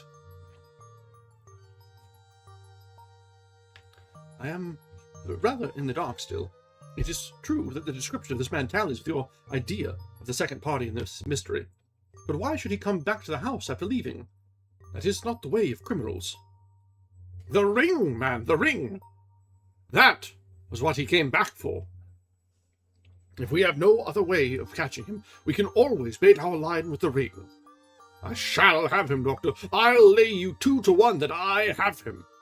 I must thank you for it all. I might not have gone but for you, and so have guessed the finest study I ever came across. A study in Scarlet, eh? Why, shouldn't we use a little art jargon? There's the scarlet thread of murder running through the colourless skein of life, and our duty is to unravel it, and isolate it, and expose every inch of it.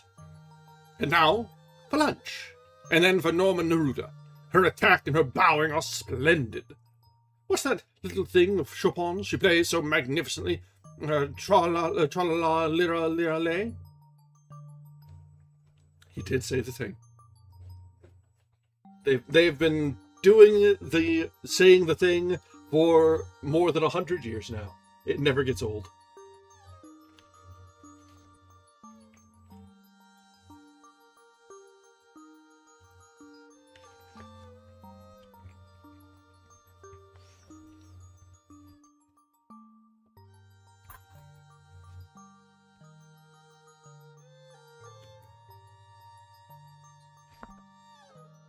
Leaning back in the cab, this amateur bloodhound caroled away like a lark, while I meditated upon the many-sidedness of the human mind.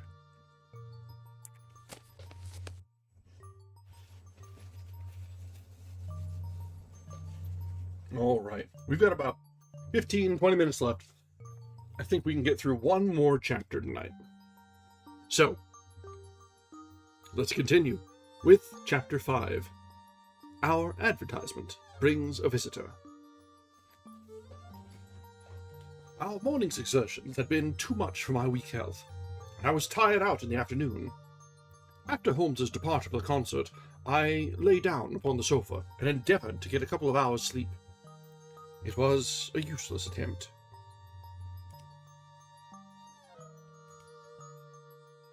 My mind had been too much excited by all that had occurred, and the strangest fancies and surmises crowded into it.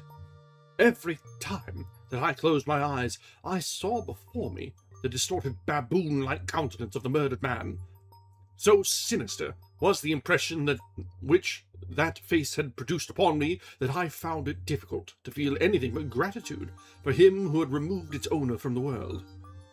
If ever human features bespoke vice of the most malignant type, they were certainly those of Enoch J. Drebber of Cleveland. Still, I recognized that justice must be done, and that the depravity of the victim was no condonement in the eyes of the law.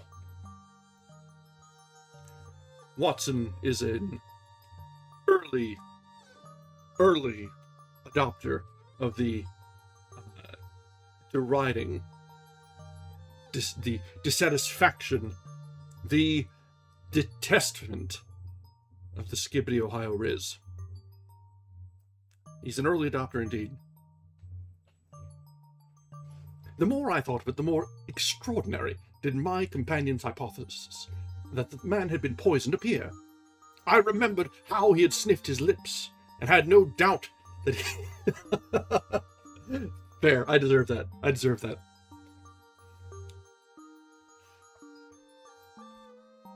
I remembered how he had sniffed his lips, and had no doubt that he had detected something which had given rise to the idea. Then again, if not poison, what had caused the man's death, since there was neither wound nor marks of strangulation? On the other hand, whose blood was that which lay so thickly upon the floor? There were no signs of a struggle, nor had the victim any weapon with which he might have wounded an antagonist. As long as all these questions were unsolved, I felt that sleep would be no easy matter, either for Holmes or myself.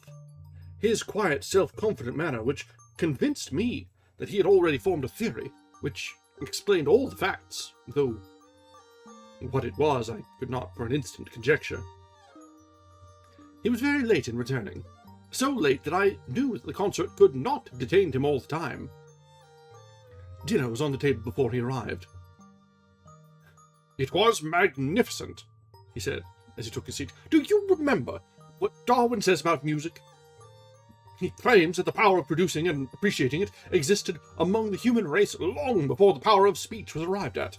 Perhaps that is why we are so subtly influenced by it. There are vague memories in our souls of those misty centuries when the world was in its childhood. That's a rather broad idea, I remarked. One's ideas must be as broad as nature, if they are to interpret nature, he answered. What's the matter? You're not looking quite yourself. This Brixton Road affair has upset you.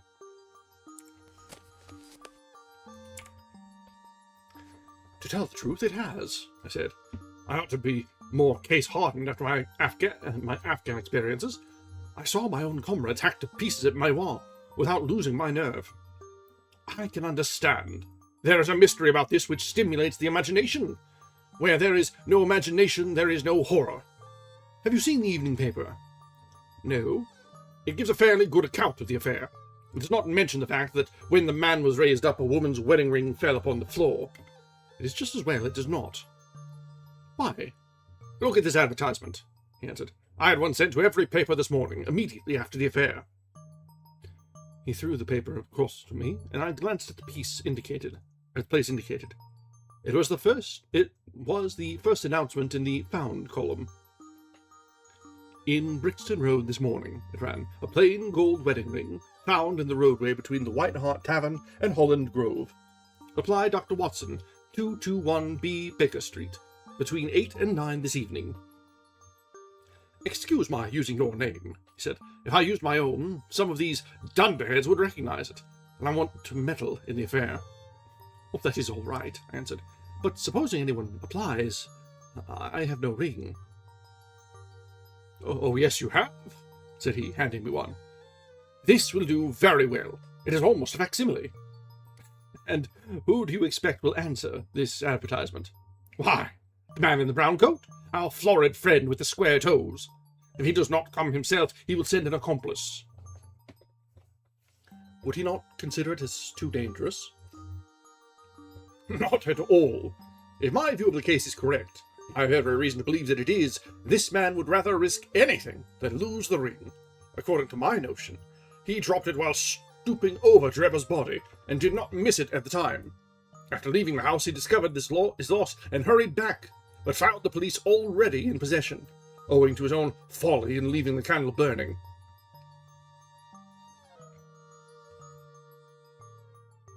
He had to pretend to be drunk in order to allay the suspicions which might have been aroused by his present appearance at the gate. Now, put yourself in that man's place. On thinking the matter over, it must have occurred to him that it was possible that he had lost the ring in the road after leaving the house. What would he do then? He would eagerly look out for the evening papers, in the hope of seeing it among the articles found. His eye, of course, would light upon this. He would be overjoyed. Why shouldn't he fear a trap? There would be no reason, in his eyes, why the finding of the ring should be connected with the murder. He would come. He will come. You shall see him within an hour.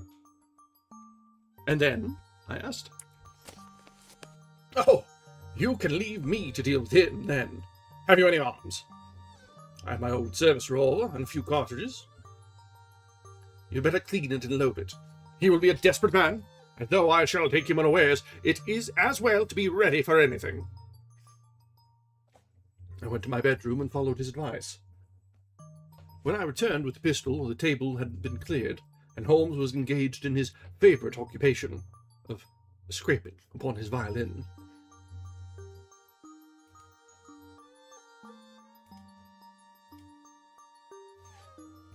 The plot thickens, he said as I entered.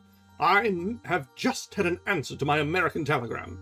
My view of the case is the correct one. And that is? I asked eagerly.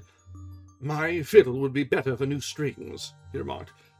Put your pistol in your pocket. When the fellow comes, speak to him in an ordinary way. Leave the rest to me. Don't frighten him by looking at him too hard. It is 8 o'clock now, I said, glancing at my watch. Yes, he will probably be here in a few minutes. Open the door slightly. That will do. Now, put the key on the inside. Thank you. This is a queer old book. I picked it up at a stall yesterday. De Jure Intelligentes, published in Latin at Liege in the Lowlands in 1642. Charles's head was still firm on his shoulders when this little brown-backed volume was struck off. Who's the printer? Philippe de Croix. Whoever he may have been. On the flyleaf, in very faded ink, is written Ex Libris Guillaume White. I wonder who William White was. Some pragmatical 17th century lawyer, I suppose. His writing has a legal twist about it. Here comes our man, I think. As he spoke, there was a sharp ring at the bell. Sherlock Holmes rose softly and moved his chair in the direction of the door. We heard the servant pass along the hall and the sharp click of the latch as she opened it. "Does Dr. Watson live here?" asked a clear but rather harsh voice. We could not hear the servant's reply, but the door closed, and someone began to ascend the stairs. The footfall was an uncertain and shuffling one. A look of surprise passed over the face of my companion as he listened to it. It came slowly along the passage, and there was a feeble tap at the door. "Come in," I cried. At my summons, instead of the man of violence who we expected, a very old and wrinkled woman hobbled into the apartment. She appeared to be dazzled by the sudden blaze of light, and after dropping a curtsy, she stood blinking at us with her bleared eyes and fumbling in her pocket with nervous, shaky fingers. I glanced at my companion, and his face had assumed such a disconsolate expression that it was all I could do to keep my countenance. The old crone drew out an evening paper and pointed at our advertisement. "This is brought me, good gentleman," she said, dropping another curtsy. "A gold wedding ring in the Brixton Road. It belongs to my girl Sally, as was married only this time 12 months, which her husband is steward aboard a Union boat, and what he'd say if he come home and found her without her ring is more than I can think. He been short enough at the best of times, but more especially when he has to drink. If it please you, she went to the circus last night along with—" "Is that her ring?" I asked. "The Lord be thanked," cried the old woman. "Sally will be a glad woman this night. That's the ring." "And what may your address be?" I inquired, taking up a pencil. 13 Duncan Street, Houndsditch. A weary way from here." "The Brixton Road does not lie between any circus and Houndsditch." The Brixton Road does not lie between any circus and Houndsditch," said Sherlock Holmes sharply. The old woman faced round and looked keenly at him from her little red-rimmed eyes. "The gentleman asked me for my address," she said. "Sally lives in lodgings at 3 Mayfield Place, Peckham." "And your name is?" "My name is Sawyer. Hers is Dennis, which Tom Dennis married her. And a smart, clean lad, too, as long as he's at sea. And no steward in the company more thought of. But when on shore, what with the women, what with the liquor shops—" "Here is your ring, Mrs. Sawyer," I interrupted, in obedience to a sign from my companion. "It clearly belongs to your daughter, and I am glad to be able to restore it to the rightful owner." With many mumbled blessings and protestations of gratitude, the old crone packed it away in her pocket, and shuffled off down the stairs. Sherlock Holmes sprang to his feet the moment that she was gone and rushed into his room. He returned in a few seconds, enveloped in an ulster and a cravat. "I'll follow her," he said hurriedly. "She must be an accomplice, and will lead me to him. Wait up for me." The hall door had hardly slammed behind our visitor before Holmes had descended the stair. Looking through the window, I could see her walking feebly along the other side, while her pursuer dogged her some little distance behind. Either his whole theory is incorrect, I thought to myself, or else he will be led now to the heart of the mystery. There was no need for him to ask me to wait up for him, for I felt that sleep was impossible until I heard the result of his adventure. It was close upon 9 when he set out. I had no idea how long he might be, but I sat stolidly puffing at my pipe and skipping over the pages of Henry Murger's Vie de Bohème. 10 o'clock passed, and I heard the footsteps of the maid as they pattered off to bed. 11, and the more stately tread of the landlady past my door, bound for the same destination. It was close upon 12 before I heard the sharp sound of his latchkey. The instant he entered, I saw by his face that he had not been successful. Amusement and chagrin seemed to be struggling for the mastery, until the former suddenly carried the day, and he burst into a hearty laugh. I wouldn't have the Scotland Yarders know it for the world, he cried, dropping into his chair. I have chaffed them, because so much that they would never let me hear the end of it. I can afford to laugh, because I know that I will be even with them in the long run. What is it, then? I asked. Oh, I don't mind telling a story against myself. That creature had gone a little way when she began to limp and show every sign of being footsore. Presently, she came to a halt and hailed a four-wheeler which was passing. I managed to be so close to her as to hear the address, but I need not have been so anxious, for she sang it out loud enough to be heard at the other side of the street. Drive to 13 Duncan Street, Hampstead, she cried. This begins to look genuine, I thought, and having seen her safely inside, I perched myself behind. That's an art which every detective should be an expert at. Well, anyway, we rattled and never drew rein until we reached the street in question. I hopped off before we came to the door and strolled down the street in an easy, lounging way. I saw the cab pull up, the driver jumped down, and I saw him open the door and stand expectantly. Nothing came out, though. When I had reached him, he was groping about frantically in the empty cab and giving vent to the finest assorted collection of oaths that I ever listened to. There was no sign or trace of his passenger. I fear it will be some time before he gets his fare. On inquiring at number 13, we found that the house belonged to a respectable paper-hanger named Keswick, and that no one of the name either of Sawyer or Dennis had ever been heard of there. You don't mean to say, I cried in amazement, that the tottering, feeble old woman was able to get out of the cab while it was in motion without either you or the driver seeing her? Old woman be damned, said Sherlock Holmes sharply. We were the old women to be so taken in. It must have been a young man, and an active one, too, besides being an incomparable actor. The get-up was inimitable. He saw that he was followed, no doubt, and used this means of giving me the slip.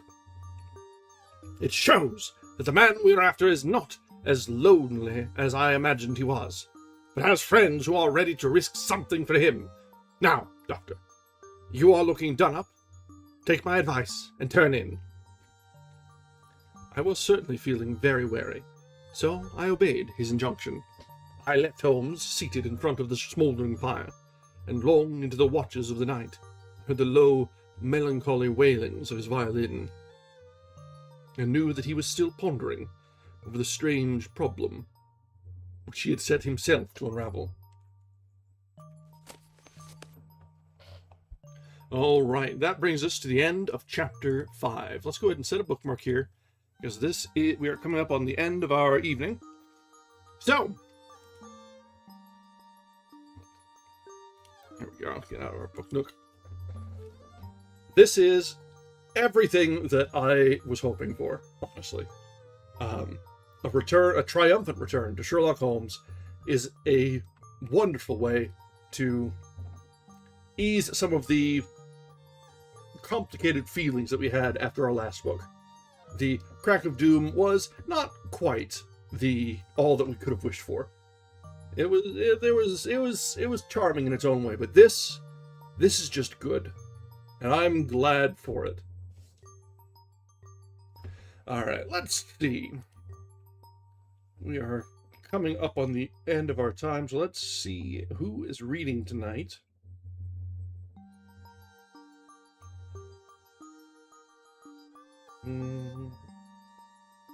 Snooze Button's reading. We haven't been to her in a while.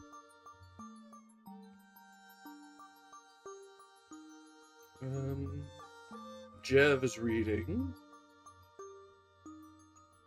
Yeah, we got a few people tonight.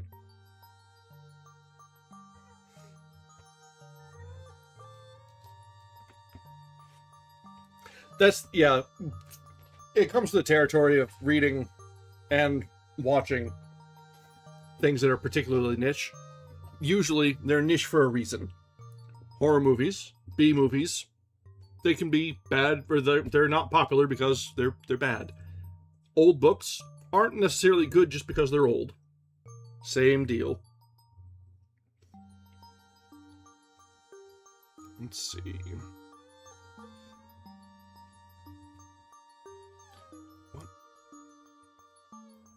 is this person reading? Hang on.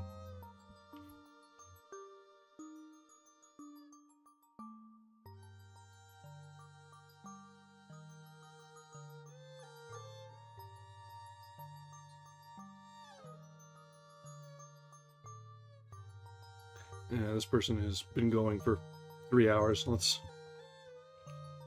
go somewhere else in hopes that they're not going to finish as soon as we raid in.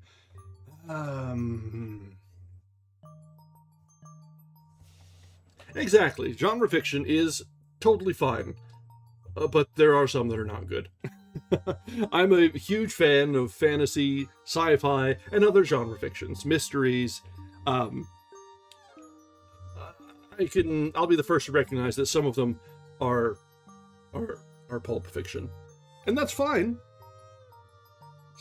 I think we'd mentioned it as we were reading, or as we were reading the last book. It was the perfect sort of book to pick up at the airport terminal and read while you were waiting on a layover. That sort of book, or to read on the train as you're going from point A to point B. Not a bad book, just it has its place.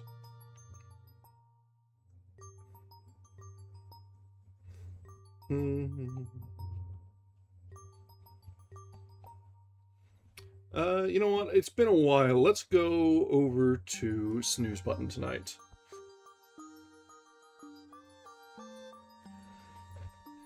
Yes, that is true. That is true. Alright, so this has been the first part of A Study in Scarlet by Arthur Conan Doyle. Our introduction, the origin story to the dynamic duo of Sherlock Holmes and Dr. Watson.